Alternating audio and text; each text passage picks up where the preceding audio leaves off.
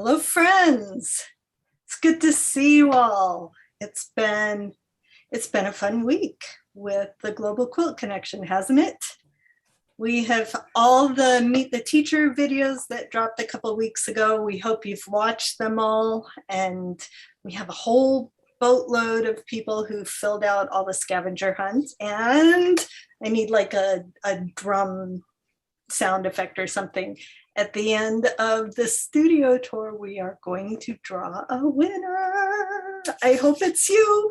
You know, I'm talking to every single one of you. I hope it's you. So today we have 3 studio tours. We, the behind the scenes people at Global Quilt Connection, thought we would show you our spaces. So let's first, who did we say was going first? Mel. Mel Beach, introduce yourself, tell us where you're from, I'll spotlight you, and okay. Sue and I will turn off our videos. Perfect.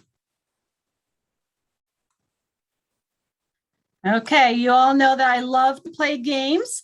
And so I figured start off my studio tour with a bit of an I Spy game. So as you see my presentation, keep your eyes for these studio essentials: dice, Lego sewing machines, a yoga mat, chocolate, and concrete tube forms, and all will be revealed soon. So here's my studio. Hi, welcome to my happy space, also known as my studio here in San Jose, California. I thought I'd start with a bit of a virtual tour to give you a lay of the land. I've taken over the front living room, so when you first walk into our house, bam, there I am. Here's most of my fabric storage, some of my mark making supplies and thread. You'll see my cutting station. Right beyond is where I store my scraps, my yoga equipment. There's my pressing station, which also multitasks as storage for supplies, shipping. It is portable, so I can access my long arm. It's a Gamma Vision 2.0 with lots of storage underneath the 10-foot frame. In the corner, I've got some of my equipment like batting and fabric and all my teaching equipment. My office space, my Juki domestic sewing machine. Here's my setup for virtual teaching, both lectures and workshops, some more fabric and supplies, and a big bookshelf. So come on in, I'll share more about my setup, my organization of all my supplies, so when inspiration strikes, I'm ready to dive in and play. So of course, I've gathered quite a bit of fabric over the years, and I really like these wire baskets from IKEA to store it all in. They hold a lot of fabric. I generally group it mostly by color, but I do have a few special genres on the left, like ombre, stripes, and my solids are towards the bottom. These baskets are great because I can pull them out and see all the fabric that's there. I can pull them completely out, plop them on my cutting board, and really do a deep dive for fabric. These are Antonius baskets. IKEA's kind of phased them out and they've replaced it with a newer system, but they're pretty comparable and they are pretty strong. Next to it in that tall white dresser, that is where I store my thread. This way I can keep it out of direct light, away from the dust. It's also from IKEA. And so for the most part, I sort it by color. You see my neutrals up top, some of the different colors and weights that I use. Here's my reds and pinks. And you'll see my oranges. I've got them in these little plastic bins, which makes it really easy because I can pull out the individual bins with all that coloring groups to my sewing machine and do either matching or contrast with my project. So it's really handy. There are some deeper drawers down below that I can put my cones for my long arms, my specialty threads, as well as my embroidery floss. You see a lot of IKEA products, but I'm very lucky to have a very talented partner who's great with woodworking. And so he does some custom builds and some renovations for me or upcycles, including that fabulous shelf that you see there. He custom built for my studio. It's got these gorgeous shelves on either side that I can store my knickknacks that I've gathered over the years, including some little Lego sewing machines that he also built. On the other side, it's where I keep more of my notions like pins and needles, scissors, and rotary equipment. And what's really great is that I can slide those two doors apart and it reveals a large pegboard that I can store some of my other notions like rotary rulers, my extensive collection of blue painter's tape, and then I can just cover it up when I don't need access to all of that. Next to is my cutting station. It's also an IKEA older entertainment center that we got from Goodwill. And so instead of VCRs and DVD players, I put my flat storage there. Some of my larger rotary rulers, my light box, some of my smaller like pre-cut fabric. Hey, Mel. Yes. I think your video was like on slow motion because we're still back at your pegboards on the video. Oh, interesting. So I'm just doing slides. It's not even. Oh, okay. Yeah. It says notions right now for us. Perfect. I'll get there and see notions. Okay, interesting. Yeah, it's just sharing slides. There's no video here. Okay, thanks for that correction. So yeah, my notions are here, and then those doors completely slide apart, and so all my other notions that are more cluttered, like my rotary rulers, my extensive collection of tape, you can see all of that, and then I can close those doors, and all that clutter kind of goes away. Here's the cutting table. And again, it's an old IKEA entertainment center at Goodwill. So it's great for storing some of those flat storage safely close by to my cutting station. Those doors open up and kind of wrangle some of that fusibles, the interfacing, all that good stuff that tends to be visual clutter for me. I especially love that LED strip that I have underneath the wall unit. It's perfect that I can like cast lots of great light right onto my cutting station, and you can see those measurements for accurate cutting. Along the right is my little stack of little rainbow bins for storing my scraps. It's great having it right next to my cutting station. So as I cut those scraps, I can sort them by color and put them away with the rest of their other colors. And it's great. So I'm ready to do improv piecing or small projects. It's ready to go. Hey, Mel, are you looking at the live stream or at the Zoom window? I am looking right at my own Zoom window. Okay. Because you're talking, anyway, it's still I'm off. surprised that it's really delayed because I'm just doing a slideshow, which is very strange. No worries. Are you up to scraps now? We're at cutting station slide. Okay. I don't know why. I'm just going to stop sharing briefly, and I'm going to go right back into sharing and see if that resets whatever weird stuff is going on my end. Okay. Yeah, so like with the delay, you're talking on is in time with the delay. Yeah, anyway. Okay. There we go. We're all good. Woes of technology. So here's that cutting station. Again, you can see right next to it is that rainbow storage unit with all my scraps sorted by color. And it's just really handy to have it right there. And then I can just pull out when I'm ready for improv piecing, pull out the colors and play away. Here's my ironing station. It's a IKEA kitchen cart that I have a large board mounted on top. It's about 2x4. And that way I have all that great storage underneath to capture space. So it's not just wasted space. It is on wheels, as is my cutting station. So I can move all the stuff around as I need to. And that's great because it's blocking right now my long arm that's behind there. It's a 10-foot frame, so it takes up a lot of storage space. So luckily I was able to reclaim some of that with these units underneath. So there's some rolling carts again. There's that little trunk that comes out and that stores all my batting scraps. It's next to my office where I have all my files, my contracts, all that fun stuff. And here's my sewing machine.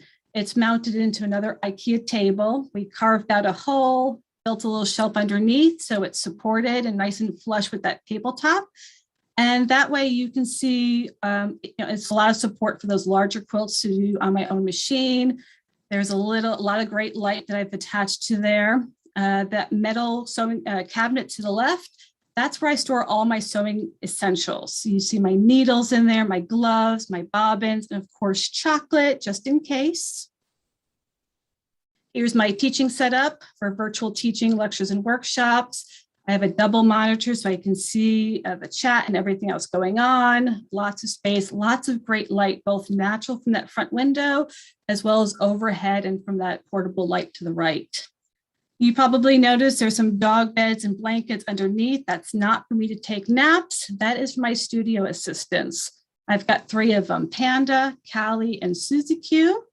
They hang out with me while I'm creating, but not while I'm teaching because they tend to be a little vocal, especially when we get deliveries or people walk by. So they're not great for teaching assistants. And then here's my large bookshelf that I have lots of books for inspiration. Those bins below are all my workshop bins. So I have all my notes in there and my various samples for teaching. I go tall with more space for storage, including those concrete forms. That's where I can roll up my quilt samples and stow them away for safekeeping when I'm not teaching. So thanks for visiting me. Again, I'm Mel Beach. You can find more information on my website, melbeachquilts.com, or follow me on Instagram at melbeachquilts. Thanks. Great studio, Mel. You've made some a great use of the space that you have. I mean, there's not one iota of space that you are not using. No, because I have to do so much. I mean, I'm doing yoga in here, I'm teaching, I'm meetings. So I really have to be efficient with the space. And that tends to mean I'm going taller and taller. So sometimes I need a step stool. Yeah, I was going to say, what's on your studio wish list? A step stool and more space. Yeah, if I was to move, I would love a place that I could do a sink would be great so I can make messes more readily. Probably not a carpeted floor because I get a little worried about sprinkling paint or dyes in the floor. So I have to do that usually in the backyard. But yeah, space would be great. Yeah, you and me both. So what is the favorite thing? What is your favorite thing about your studio? Oh gosh. I think just all the little, it's definitely the organization, and this way everything has a home.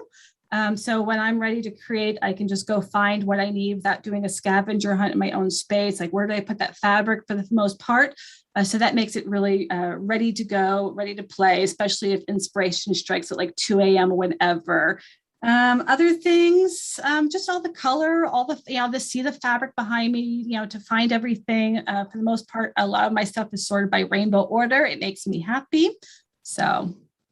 The one thing that I noticed when you were going through your studio was that I didn't see a design wall. Do you work flat, or do you have a design wall hidden somewhere? I do have a design wall. I didn't point it out. It's back there behind me. It's actually a large exterior shade that we covered up with flannel sheet. So I can technically roll it around way, but it's been there, and the way to roll it up is around this long arm. So at some point I need to turn that around so I can access it. But I've been working small lately, so I haven't needed a design wall necessarily, but when I go big, it's very handy. Yeah, no doubt. So you've been doing a lot of virtual teaching, I know. And so tell me about how you're set up for virtual teaching and what you enjoy most about it. Oh, so I'm set up right here where you see me right now. Having a second monitor is so helpful, so I can see what's going on in the chat while I'm teaching, so people can direct message me if they're embarrassed to ask a question. So folks that are new to a technique and they're afraid to raise their hand publicly, they can direct message me and say, Mel, can you do that again? I won't embarrass them. I find I've been a better teacher since going virtual because I can show so much more process, really up close and personal demos. So I love that. And so it's been great. And I love just connecting with quilters all over the world because travel's not a barrier anymore financially. I'm getting to connect with quilters all over. So that's been really fun. Awesome. Yeah, it's great. It's really changed the entire teaching landscape for a lot of us, I think. So, and so that great view you have out your window, such natural light coming in, all that light. I am so envious of those big windows.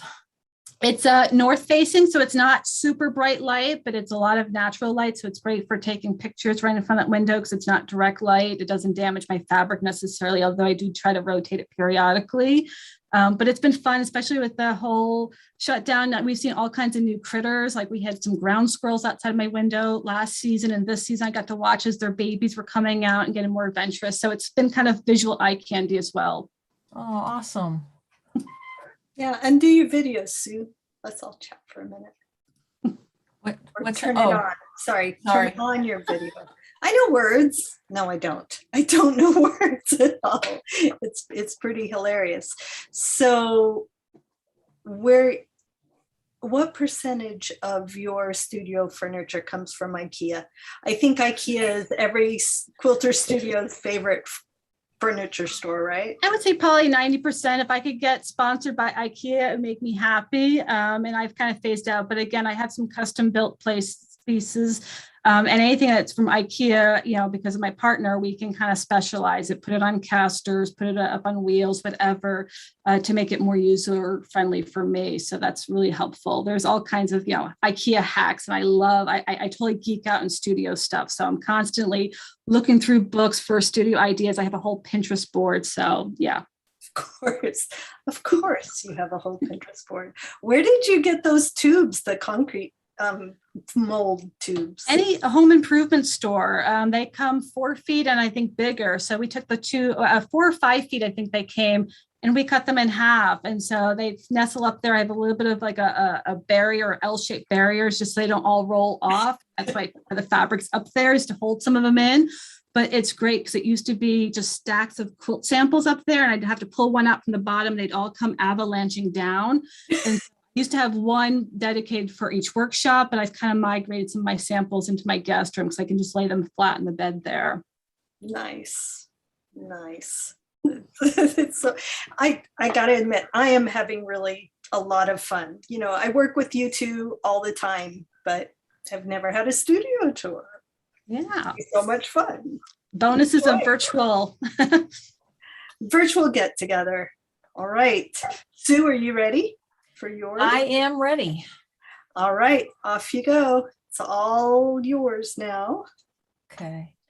Okay, so before I start my video tour, I am going to make a confession to you all. I have never been in an IKEA, nor is any of the furniture in my studio from IKEA. So just a little disclaimer there. All right, so let me share my video, and here we go. Okay, so let's get this tour started. So my studio is located in the attic of our house on the 3rd floor. And as you come up the stairs, you can see I've got some of my quilts hanging on display, some empty space on those walls there. So I thought I'd fill them up. And that's my Donald, the Dotted Dragon quilt. He's a favorite of mine.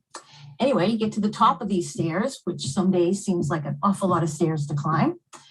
But when you get to the top and you turn to the left, this side of the room is my office area. So I have my desk and my computer, and my paper storage is over this side. I do some box and bookmaking, and this is where I store my papers. And then I have a nice big credenza on the side that holds my printers and other office supplies. And then to the left of that is a nice big storage closet, which I am not going to open and show you because the rest of the studio is so clean, because the inside of that closet is not. And then let's see if I swing back around. Computer again, and then to the right of my desk, I have an area where I store all my yarns. I do a lot of knitting in the wintertime, and so I store all my yarns on this side of the room. And this desk, or this workstation, was actually gifted to me by a neighbor whose father was a watchmaker for 50 years. And when he retired and was getting rid of all his watchmaking supplies and furniture and stuff, asked me if I wanted it. And I said, yeah, I do. And I love it. It's a great piece. All those little drawers actually come all the way out, so I can pull them out. If I'm looking to work with a particular marker, I can just take the whole tray out and look through and grab what I need. So it's a great, who doesn't love a piece of furniture with lots of little drawers, right? So then on the other side of the room is where all the quilting magic happens. So let's come over here. I have my pressing table. This was, I got that at an unfinished furniture store, and it's supposed to be a kitchen island, but I covered the top with a couple of layers of wool felt and then some canvas, and it's a great pressing station. And I get the bonus of added storage underneath. And when it gets dirty from all fusing and stuff, I just recover it with a new fresh piece of canvas.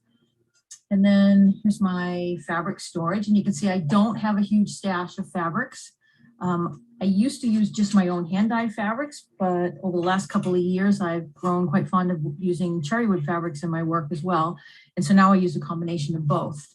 And then I've got my ruler storage on the back wall there.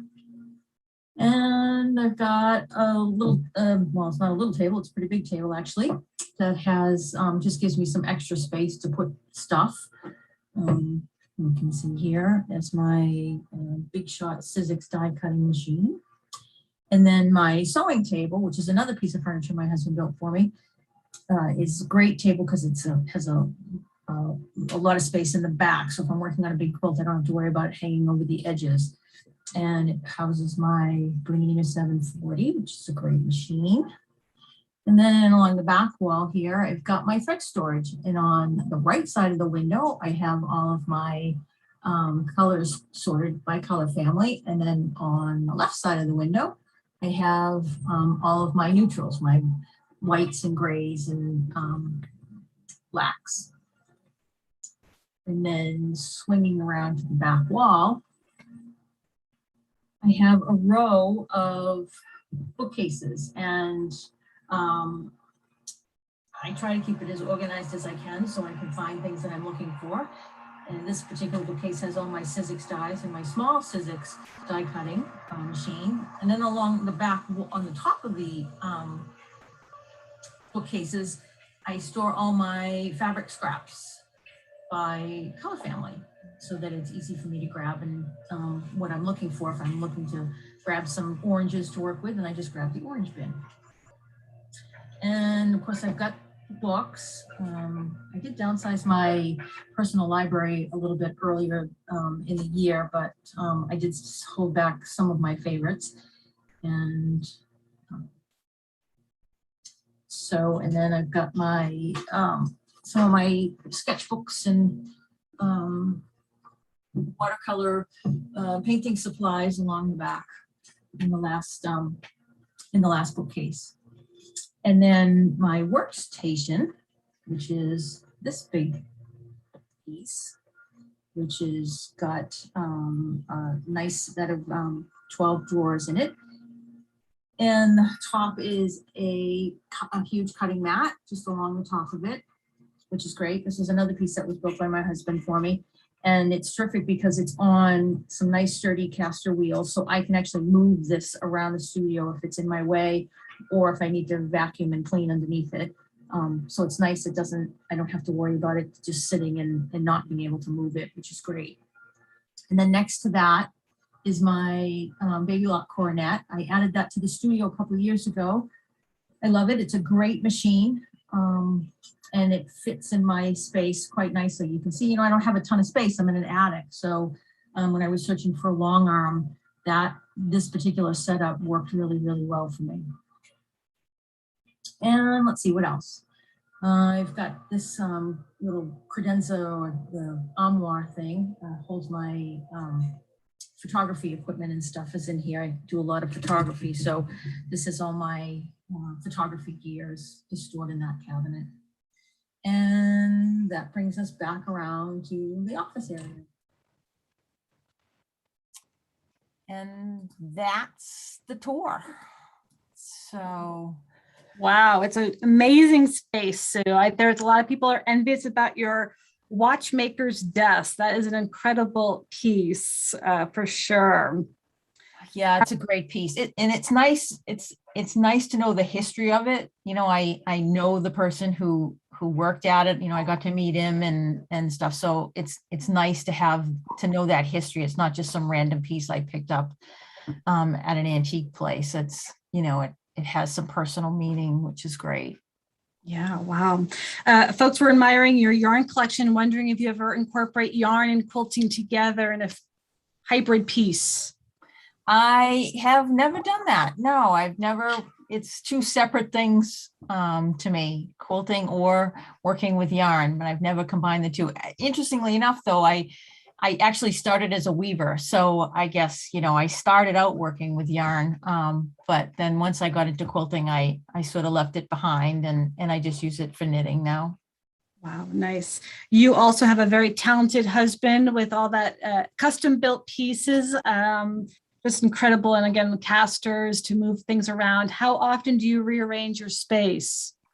Let's see, we've been here for about 8 years now, and it's pretty much stayed the way it has been in that entire time.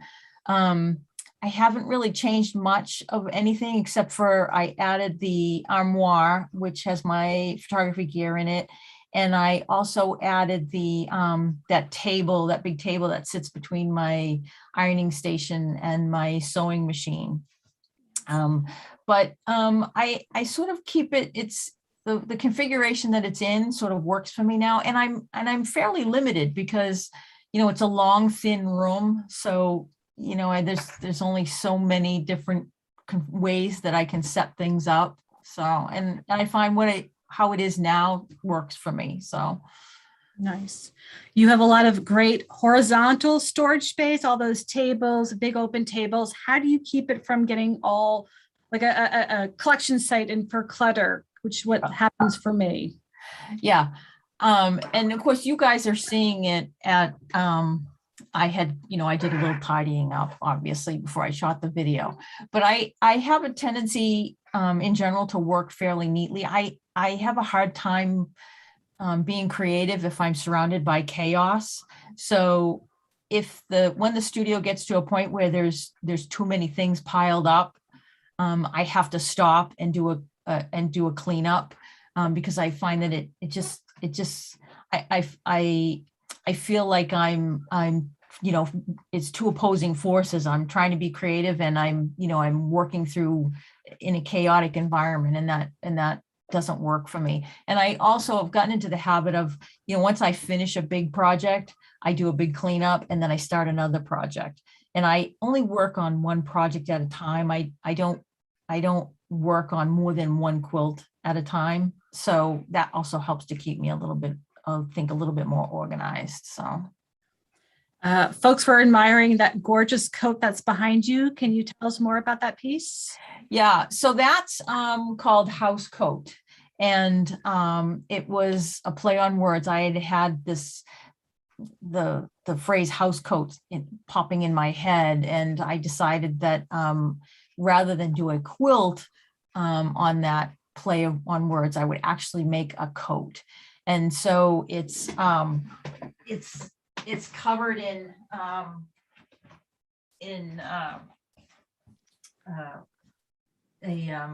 buildings and things, and it's a play on the words house coat. And I did it a few years back. It's I'm not much of a garment maker, so it's actually a little bit too big for me. So I've never actually worn it other than to take some photos of it. But it was a lot of fun to do, and I've actually just started another one in that. We'll call it a series now, but it's called Coat of Paint. So I'm working on that now. And folks also picked up that you seem to have a studio assistant as well. At least there's a bed for him or her. Can you tell us more about her? Yeah, my studio assistant is a little blonde Cocker Spaniel named Nina, who's actually, if I tilt the camera a little bit, you can see she's sacked out on her pillow right now, actually. So, and she spends her days in the studio with me. So nice. Folks are wondering, how the heck did you get that cutting table up the stairs into your space? I knew someone was going to ask that. And actually the cutting table used to be a little bit deeper before we moved into this house. So the top actually comes off, and my husband actually had to shave a few inches off the back side of it and shorten all the drawers in order for us to get it up the stairs. And believe me, it just fits up the stairs. We had to take the door frame off and the banister and stuff, and to get it up the stairs. And it's a really heavy piece too. So And you're still married, so that's a good sign. Yeah, so we got through it. So Yeah, turn on your video, Mel. That's just such a familiar story.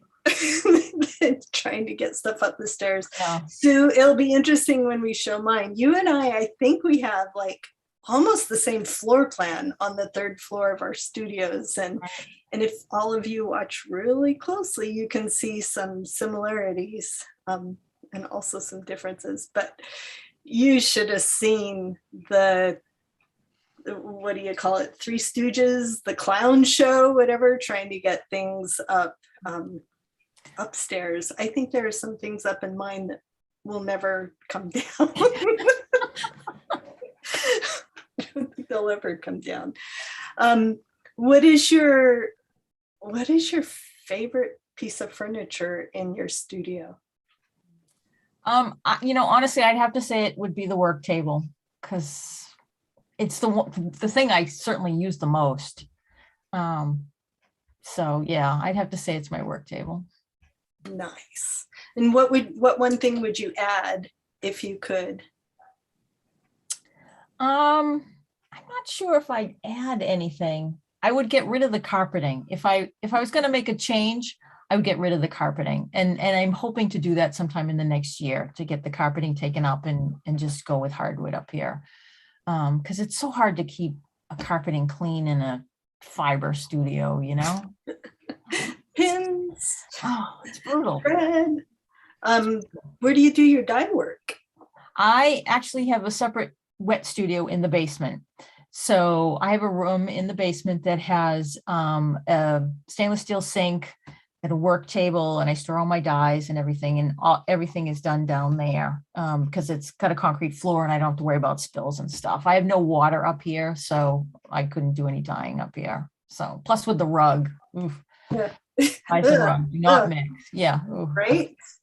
All three of us do surface design kind of things, and you should see it when we try to teach like in a fancy hotel. It's just like no carpet. No carpet.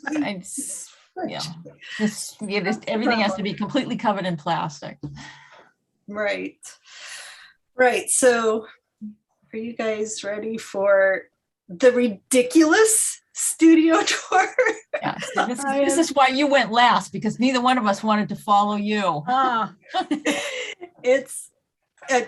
That's all I can promise, is that it's absolutely ridiculous. I have no shame. So let's see what we see here. All right, here we go.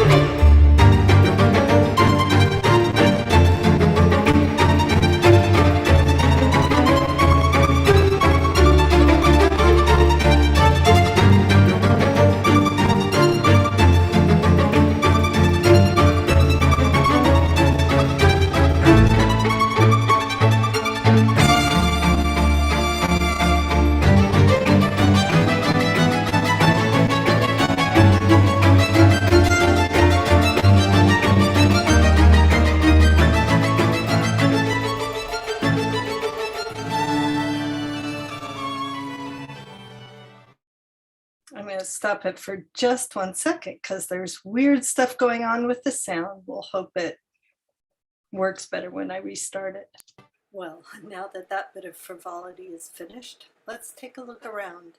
I'm very fortunate to have the entire 3rd floor of my home as my studio. I have merchandise in most of the boxes that are around, fabric ready to dye. Most of these boxes here are kits for the on-demand and in-person classes I teach. On top of the shelving, I store my quilted art in rolls. I used to have to undo a whole bunch of them to figure out which one was where, until I finally got smart and tagged each of the quilts so that I can read them. This is the work table where I do fabric cutting. That's a cover that I put on top of it when I'm ready to do screen printing or painting. I adore this work table. It's an old oak drafting table that a college professor showed me. It was all falling apart out in the weather and I refinished it. As we move around, there are collections of postcards from my travels, awards from shows that I've entered way back when, a closet where I store most of my merchandise to ship. You'll see my Thermofax machine and my supplies for making custom screens for screen printing. And here's a framed quilt block made from feed sacks that my mother just recently gave me. My great-grandmother made it. I didn't even know she was a quilter. The wire basket stores scraps, paint, different supplies, my rulers, and a new treasure. I adore this Singer Rocketeer that I'm in the process of restoring. On top of the wired shelves, I have watercolor supplies, baskets full of things like adhesives. This is a pottery sculpture that my mother made a long time ago, and my collection of woodblock prints and lots of other junk. Don't we all collect lovely things and then put them on shelves? As we move into the next room, you'll see where I store my fabric that's meant for garment making. And a lot of times there are other things stored on top of those shelves as well, quilts that I'm working on. And I am the luckiest person in the world to have a lovely place to snuggle up, room for art pieces that I collect when I'm teaching. I love this little rolling desk. It can move around, come closer to my computer when I need it, and of course, all my books. All of these are art and design. Around the studio, you'll see lots of tech, both old and new. I spend a lot of time at my computer creating content and teaching, but then when I sew, I adore my old Bernina. I love the old mechanical machines. They are a beast. They keep working no matter what, and I tend to beat up my machines. That cabinet is full of thread. This is my C-stand where I put my overhead camera when I'm teaching. I have one of the first sit-down long arm handy quilters made that I use for machine quilting. And that Singer Rocketeer, this is the cabinet it came in that I have refinished. And little cubbies where I can look out. I'm high up in the trees. This is my stand where my backdrop, my quilt is usually, another costume that I made. That rolling cart is the best ever for organizing my teaching materials, another wire basket, and an ironing surface. All right, that's about it for the studio. You and I both agree. We're glad you went last. There's no following that amazing act. Was that ridiculous or what? I had so much fun making it. And I think we all want to wish that we had the same knack that you had for tidying up with just a flick of your little scissors. Share your magic secret for doing such a fast tidy up job. A whole week's worth of video editing. Ah, very nice. Yeah. Tell us more about the, oh, sorry. This place is usually a disaster. I get so busy with classes and projects and my deadlines all, doesn't this happen to you guys? The deadlines all come at once and you're just working from putting out one fire to the next and everything just piles up. And then you can't stand it anymore and you have to clean it all up. Yeah, I think we can all relate to those crunch times. Tell us more about the fabulous steampunk outfit that you were wearing during your video. I had so much fun making that. It was a couple years ago and it was after Halloween. I love going to the International Quilt Festival, but I hate missing Halloween because it's so much fun. So we went to a Ren fair and it was costume weekend. And so I ignored everything else in life and had so much fun making that outfit. I shopped on eBay for vintage scissors. There's like little scissors and all these little pockets all around. I had one of those really big boxes on top of the wire baskets is full of leatherworking tools that my dad, when he was done leatherworking, said, here, you take them. So I had fun like thrift shopping for vintage, for old leather coats and cutting them up and making things. It was just too much fun. The best part, there's a bandolier that goes across that is, when I'm walking around, it tinkles like little bells because it's full of thimbles. I took my Dremel tool and drilled holes at the top of thimbles and put them all on a chain and they ring like little bells. It's so fun, so adorable. Does a quilter get their wings every time you ring around? Oh, it must. It must. I do believe in quilters. I do. The Rocketeer sewing machine. Where did you score that piece? What's so special? What gets you so excited about that machine? Doesn't it look like it's from the Jetsons? It does. So I'm planning on taking it apart and painting it like bright red. It's gonna be, it's a vintage machine. It's not an expensive one of the really sought after machines. It runs amazingly well. I love that it's fast. It goes really fast. So it's not going to hurt anything if I play around with spray paint. And that's one thing I love about the vintage machines is that they're tough, right?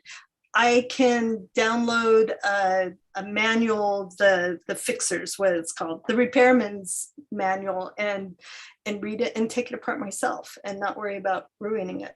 I've had the fancy computerized machines and I tend to kill them. I don't know what it is. I'm so hard on machines. So that's why I love the mechanical ones. Yeah, no, and that's just the sleek lines. It's going to be a fun addition to your space once you have it set up and all modified. So it's pretty fabulous. Right. Folks were asking about your rolling cart, the head that you're using for all your workshops. Tell us more about that great piece. Right. Weren't you the one that talked about using cafeteria trays to organize your work? I think Sarah Goer had something. Yeah, she uses those. She had a similar setup. Okay, so I started with those when I'm teaching virtually. When I'm teaching in person, like I have all my stuff and it's all in packing cubes and I have to keep it organized so I know what samples to pull out next. But here at home, I can just keep everything on cafeteria trays and they were stacked on top of the shelves, just stacked all together. And then I don't remember who it was that talked about the rolling cart and I went, oh. And all those trays I already had sit on that rolling cart. One slides in each side. So one whole side of the cart is my classes So one tray at a time, I can pull out each step out for the next step that we're going to teach. And then the other side is works in progress, because I am unlike Sue. I cannot make it from start to finish on anything without getting distracted by 12 things in the middle of it and starting new projects. So this at least keeps those organized. So it's one of my favorite things. I love it. Yeah. A lot of folks are asking about the fabulous backdrop quilt that you have behind you. Tell us more. Is this your pattern? People have just been admiring it all through your presentations. It is an original. Let's see if you can see. It's the only quilt. Well, I guess I have made a couple bed quilts, but it's the only art quilt I've made that's big enough to go behind me. I usually work, pretty small, like 40 or 50 inches at the most. And it took me probably 10 years to finish, like starting and stopping and starting and stopping. I dyed all the fabric.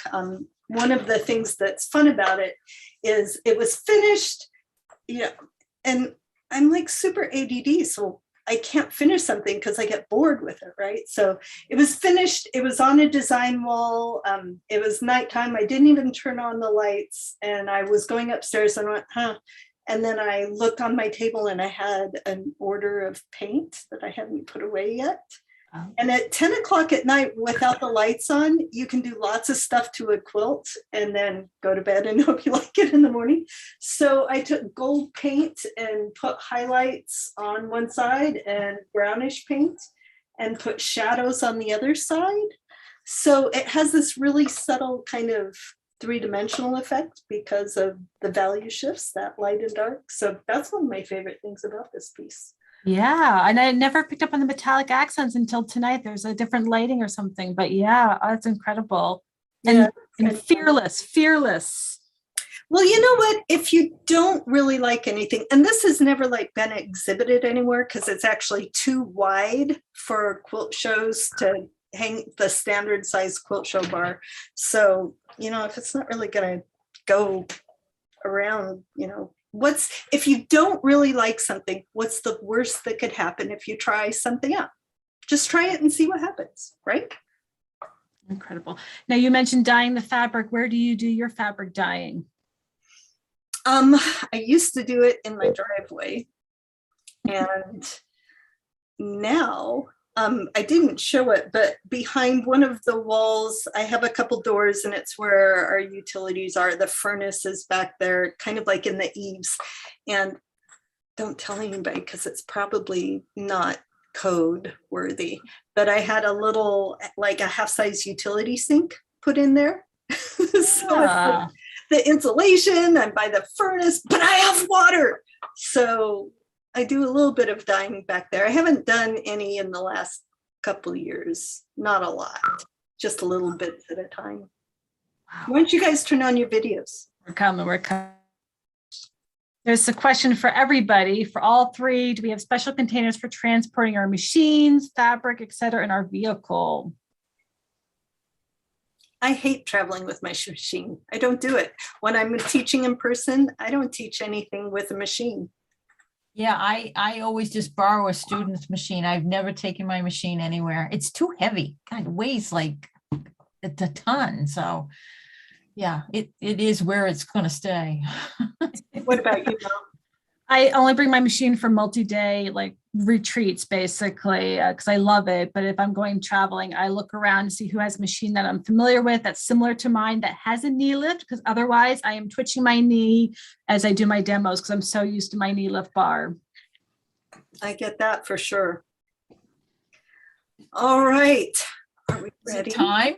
Are we ready? Are we ready for the big event? So we've been waiting for this. Sue, who is the one who is actually organized and knows how to do things in her brain. I'm good at being ridiculous. She is good at doing things. She has all of the names of those of you who finished the survey in the hat. And hold on just a second. Are you ready? You ready? Drum roll. Hold on. There we go.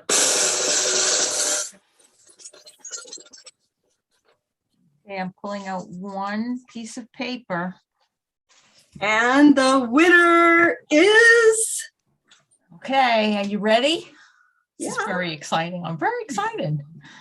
All right, Debbie Michelle, Mishael, Michelle, from the Quilt Guild of Greater Houston in Bel Air, Texas. You have won the huge, humongous prize package from the Global Quilt Connection. congratulations. That's so exciting. Awesome. So what's going to happen now?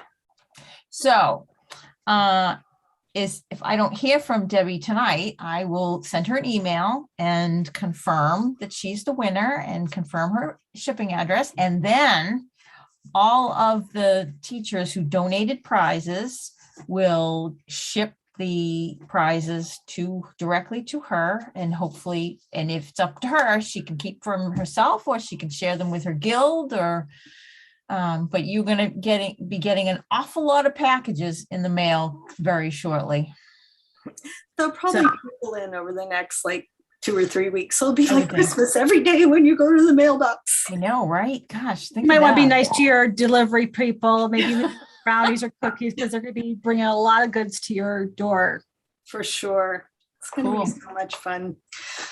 Well, friends, this has been wonderful fun. It's been a great year with Global Quilt Connection. We are so grateful for all the quilters and all the guilds that have come together and kept this joy of teaching and learning the art form that we all love so much. It's kept it alive and it's kept us connected. We're all so grateful for the technology that lets us be together from all around the world. So this is our last, almost our last thing for Global Quilt Connection this year. We have a guild roundtable in November, but that's it. So sit back, relax. The videos for the Meet the Teachers, and we decide we're going to leave the studio tours up as well, are going to be up. They're not going down. So anytime you need a virtual quilt teacher, please head over to globalquiltconnection.com. And we have a million amazing people to choose from. So enjoy. Any words, Sue and Mel? We've got a survey that's up on our website. We would love your feedback. Let us know what you're looking for as a guild, as an individual quilter, so we can plan for a more virtual programming next year and beyond. Sue? I think you guys covered everything. All right. Well, as always, we love you so much. Thanks, for everyone. being with us.